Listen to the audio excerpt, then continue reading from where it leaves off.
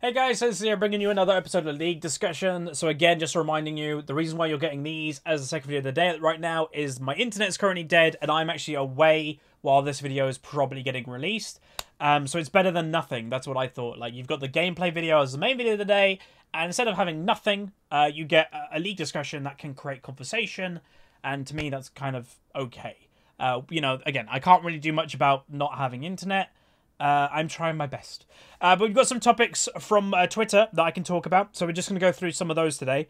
So there's three straight away. Is the difference between champion strength and perceived champion strength? How do you correctly use win rates, and the differences between North America and Europe? So I'll start with those. This is all from one person called Chakwai Dem. Hopefully I pronounced that correct, but thank you very much. So let's start with the difference between champion strength and perceived champion strength. Okay. So just to kind of make everybody on the level ground of what I think this is. So basically what this is for me is if the community thinks a champion is strong, why is it strong? And is it actually strong? And this can happen in a number of different ways. So why would the community think a champion is strong? Well, there's a number of things. Firstly, pro play. If they see a pro doing something like crazy, they're like, "Whoa, that champion's legit strong." So that gives it perceived strength. If that champion, like I see him doing that, I saw Aframuda that crazy thing on Thresh. He has to be a strong champion. So that helps with having a champion being perceived strong. Other things, patch notes. When patch notes come out and saying, "Hey, we're doing these buffs to a champion," a lot of people are going to go, "Whoa, those numbers are crazy. That champion's going to be really strong."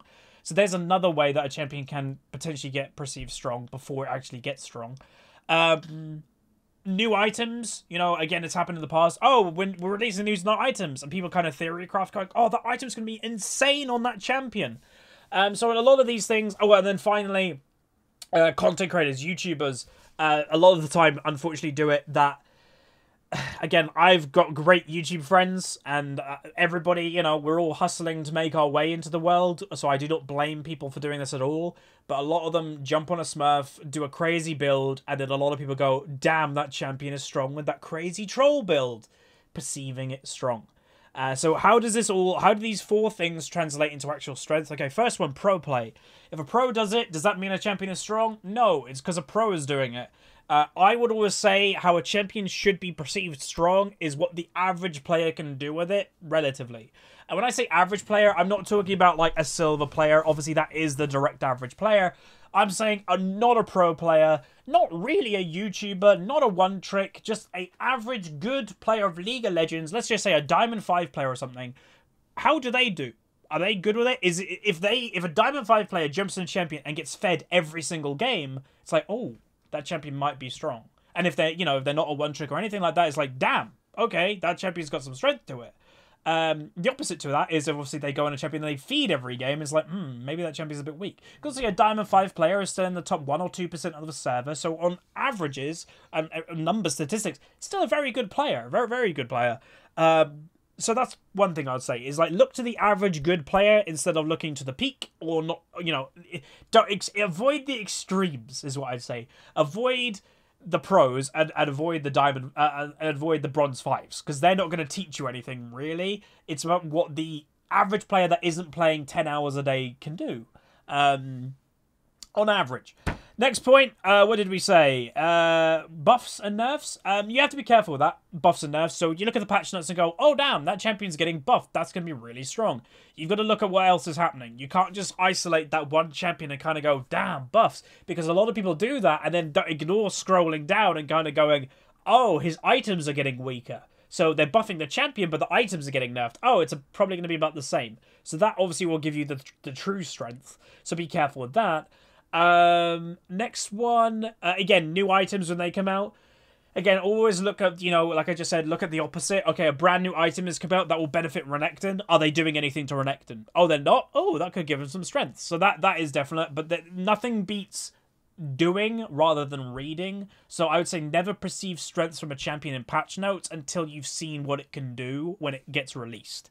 And then finally, the point was like, be careful of content creators. And again, I love me some content creators. By the way, my nose is full right now, so I apologize. I'll keep talking for now. But I love content creators, but a lot of them are subject to this. Like, I easily could do it. You know, we're doing unranked to diamond, and I am doing more off-meta elements, but I refuse to do troll builds.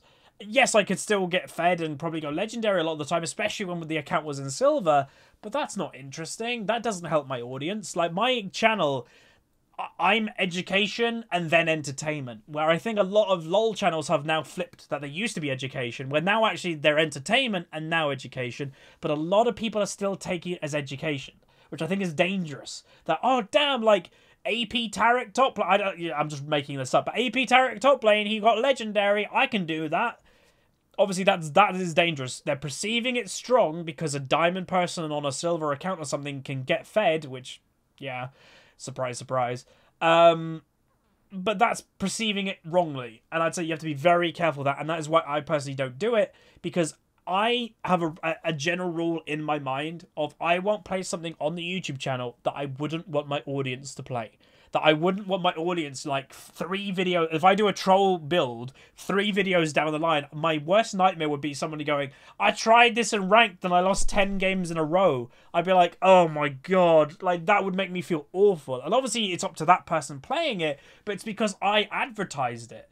Like, I just could not do that myself. So everything that I play on my YouTube channel, I'd be completely fine with somebody going, I played that champion, I lost 10 games, because at least in my mind, I'm like, it wasn't troll. That guy just probably sucks at what that was. So yeah, that is a difference to me. But hopefully that answers part of your question. Again, I will say, I do these live unprepared, so hopefully the answers are completely fine. Next one, how to correctly use win rates. This is quite a good topic, actually, because people in the past have thought I've been a slight contradict in this avenue. And I will say, I used to take win rates more seriously, and I will say, in life, growing is part of who you are as a person. I used to take win rates seriously, and I stopped doing it. So probably in like season 6 unranked to diamond, I used to look at win rates and go, oh damn, that champion's strong. Yeah, I stopped doing that because, again, it's perceived strength from a win rate. When you're looking at these win rates on all these websites, usually they're done either by the whole rank system or a specific rank. So it's like, oh, in platinum and above, they have that particular win rate. The problem with that, it doesn't really help you in the current game you're in. You know, like, what would help more, I get, again, it's impractical, it wouldn't exist, is that even if you look at your matchup, it's like, oh, Talia versus Renekton, oh no, Camille versus Renekton. Camille has a 53% win rate versus Renekton. Well, really, it's not against Renekton, because that doesn't take into account all the 4 other champions that are in every single game. Like, who knows? Like, those win rates, half of those win rates could be Camille roaming, getting a kill in mid lane, going back to top lane, just beating Renekton. So to me, it isn't a true win rate, especially when it comes to one-on-one matchup win rates, because League isn't a 1v1 game. So to me, it's a little bit weird, and that's kind of what first clicked my mind. I was like, well, this actually doesn't work. So that is one thing. The second thing is that you always, and I mean always look at play rate. When you're looking at win rate, if you're not looking at play rate, it doesn't matter. So I've had people literally come to the channel and go, Huz, play this, it's got a 60% win rate, it's overpowered, play it or you're dumb. And I look at it, it's got like under a 1% play rate. It's got like a 0.2 or 0.3% play rate. So it's like, what? And basically just to kind of say, and again, I've never disputed the point that one tricks are good at the champion that they play. They're very good. But when you look at play rate and you actually look at champions, like, oh, that win rate's so good. And then if it's got like a very, very, very low play rate, it's the one tricks. It's the people that are just good with that champion making the win rate really good. And that's fair enough. But like I've said to everybody, it's like, oh, surely if they make it work, that you could make it work, and the average person can make it work. And that's where I say no, because again, they play thousands of games when they won champion. They get used to it. They have a very set play style that they're great at. You can't compare that to the average player. So that win rate to me is meaningless. So yeah, I'd be very careful of looking at win rates when it comes to very low play rate, and also just win rates in general. Again, all these win rates are done a lot of them anyway. I'll talk about the other point in a second, but a lot of them are done through matchups, 1v1s, where League isn't a 1v1 game, so that doesn't really make sense. But then as for the overall win rate, of when you look at a champion having an overall win rate, again, you can't take it crazy seriously. Like, again, League of Legends as a game, it's up to you. You know, how any champion can get Challenger. I've said this in the past. It's been proven. People have got Challenger playing terrible champions. It's up to you as a person, generally. And if you're looking at these win rates, a lot of them don't really matter that much. It's like, oh, a 53% win rate is considered really good in League, and a 47% rate is considered really bad. If you actually think about that, that's only a 6-game difference in every 100 games. It's nothing. Like, if you take, if you got a 53% win rate in 100 games, well, that means you won 53 games and you lost 47. That's not, like, that isn't that good. Like, it really isn't. You can still climb with that. It's a positive win rate, but, like, it isn't that crazy. Like, if it was like, oh, it's like an 80% win rate, then you're winning 80 games and you're losing 20, that's a bit different. But the vast majority of League of Legends champions, and this is where a lot of people complain about balance, but a lot of these win rates are within, like, it's very rare for a champion to go above 54%. It's extremely rare for a champion to go above 54, and it's quite rare for a champion to dip below 46, 45. And even, like, again, people take that as the extremes of this champion is overpowered, this champion is the weakest ever. That's only a 10-game difference in every 100 games. So people completely blow out these win rates. To me, it doesn't really matter. As long as you're good with your champion, play it. Done. Sorted. So yeah, that's what I have to say about win rates, is be careful with them. Sometimes you can use them. Like, sure, is it better to play champions that have positive win rates? Yes and no. What I would say is if you've got your champion and you know how to play it and it has a negative win rate, but you know you're good at that champion, don't let the win rate put you off. If you're good at it, play it.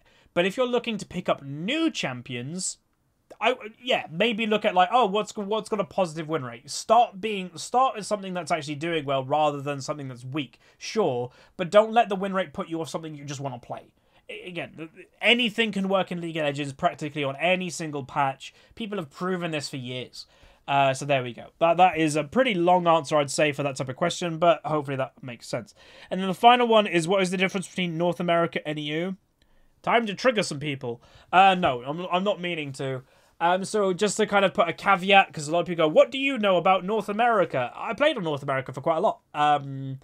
So I will say I started League of Legends on North America because Europe server did not exist when I first started playing. It came a few months after. And also, I have an account on North America. It has a diamond badge from season something. I don't know. But I got to Diamond 2 on North America with 180 ping. So that kind of disproved two things. One, you can climb on most servers. Like, again, the server quality doesn't change that much. I probably could have pushed for Diamond 1, but again, it was playing on a Smurf on North America that I wasn't that interested in. But 2, you can climb with high ping. As long as it's consistent, it was a consistent 180, it was fine. I just got used to it. So I think I can talk relatively well about the two different servers, considering I got to Diamond 2 in North America, which is in the top 2% of the server. So majority of my North American audience has never been there. So I can talk kind of quite a lot about it.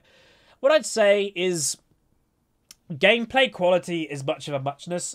You put the average person on either server blindfolded, put them on one of the servers, they won't be able to tell the difference from gameplay, I'd say. Like, if you're comparing Diamond 2 North America to Diamond 2 EU, or excuse me, you won't be able to tell. But there is something to that. Europe is probably slightly better. And no personal bias here, but it's not better because of gameplay, it's better because of attitude. And I don't even know if I should use the word better. Basically, Europe takes it more seriously. North America has that slightly more jokey game feel to it that I actually quite like. If Europe was like that, I'd be fine. Europe has the complete serious, this is like our job, like, you know, literally crazy more toxic. Like, the toxicity literally cannot be compared. Okay, so I'm back. I had to blow my nose. For some reason, when I do recordings and stuff, my nose just gets completely full, especially when I have a little bit of a cold. But like I was saying, the toxicity between the servers is not comparable. And I know a lot of people has personal bias to their server, go, no, my server's toxic. I'll be completely frank. It's not even EU West. EU West isn't even the most toxic server. EU Northeast is. It's horrible. And that's why I've always said to people, there is no point to play on EU Northeast. It's more toxic and worse gameplay. EU West is better in pretty much every aspect compared to EU Northeast. And there isn't even much difference in ping or connection. So to me, there is no point playing on EU Northeast. It's just worse. But yeah, so EU is slightly... Again, when I put EU West is slightly better than North America. Not really in terms of gameplay. I can't speak for Challenger, by the way. Challenger completely... I don't know. But from what I experienced, attitude is different. But it's not necessarily in a bad way. Like, if you gave me the two options of, like, what server type would you go for, I'd go for North America. Even if it means it's slightly less serious, slightly worse, if you want to use that word, I'd go for North America because the gameplay is basically the same, but it's more fun. It's not as serious. And to me, League is a video game, so to me, that is the option that I would 100% go for. So that's what I'd say. And we might be able to squeeze one more topic in. I think I just got one, if it's a good one. Okay, here we go. In my opinion, what stops majority of players from getting to Diamond, and how players that aren't that good can improve to go up in rating? What kind of champion should someone not play for the best shot of climbing? Okay, so it's a pretty big question. I could probably make this a whole video if I wanted to. What stops people from getting Diamond or themselves? Biggest one. A lot of people think it's not that, but the only people that think that are the people that are stuck. So again... to me, it's a positive coincidence that the only people that believe it's not them that they're climbing are the people that are stuck in low ratings. So to me, that just shows you what the problem is. It's them. When I admit it, in Season 1 and Season 2, I didn't think I was a problem player. But then in Season 3, I kind of sucked it up. I was like, no, I need to get better. And I got to Diamond. Got to Diamond 1. So to me, it's kind of like an eye-opener when you really start trying on yourself. And don't care about other people, the possibilities open up a big time. So that's one thing. Other things that stop you, well, behaviour. I've luckily experienced it, but people's childish toxicity, that probably stops them a lot of the time. And yes, toxic people can get Diamond, there's a lot of them. But I reckon that does stop people from climbing as well. Because again, toxicity is the dumbest thing to me. The people that care about League the most arguably are toxic people because they care that much to be toxic. And yet they're being toxic that makes them lose more games. It's statistically proven that being toxic makes you lose more games. So to me, it's outstanding that they do it. And again, if you don't have that personal control, and I would actually really seriously recommend getting personal help. Even if, and again, people have laughed about this point, and I've never really said it publicly, but even if you're somebody that goes, oh, I'm only toxic in League, it doesn't affect my real life, I'd still go get help, therapy or something, because obviously there is something there that isn't quite right. It's not normal to be that toxic in League. So I would potentially go to get therapy, because there is an underlying problem there that if you get fixed, maybe it can help. Maybe it can help you climb, who knows? So there's that. So yeah, the main one is focus on yourself. Then try to curb the toxicity or childish whatever if you are toxic. And I imagine most of you aren't, but there will be definitely people that are watching. And then finally, give yourself the opportunity to climb. Like, if you're wanting to climb and you only play Soraka, good luck. Like, again, you can do it. It has been done, but you're really making it hard for yourself if you're not playing an impactful champion. So play impactful champions. Play a champion that can win your lane and roam. Play a champion that isn't just shielding or healing an AD carry. Like, if you're playing support, that's fine. But play a support that can make an impact. You know, whether you play Brand or something that can do damage, or you play like Alistar or Leona that engages. But playing Soraka that you're just kind of completely relying on others, to me, that is not a smart way to climb. It's not consistent, is what I'd say. Unless she's just in a really overpowered patch, which he has been in the past. But yeah, that to me just isn't... Again, the biggest thing that you have to do when you're playing to climb is get you, the person, to carry. Whether you're support, again, supports can carry, whether you're top, whether whatever, give yourself the opportunity to do it. And that doesn't mean playing Yasuo or Riven every single game, by the way. That just has the playstyle of, I'm going to do well and help my team win the game. Again, the goal of the game is to kill the enemy nexus, so do everything you can to do that. Don't split push when your team needs you. Don't continue running into the enemy team when you're weak. Identify your win condition and go with it, and that's pretty much it. So yeah, that's gonna be it. Hopefully you guys enjoyed. Again, if you have any more discussion topics, any more answers, any more discussion to the topics I spoke about today, leave them down below. Hopefully you guys enjoyed. If you did, throw a like on it, subscribe if you haven't. I'll see you guys next time.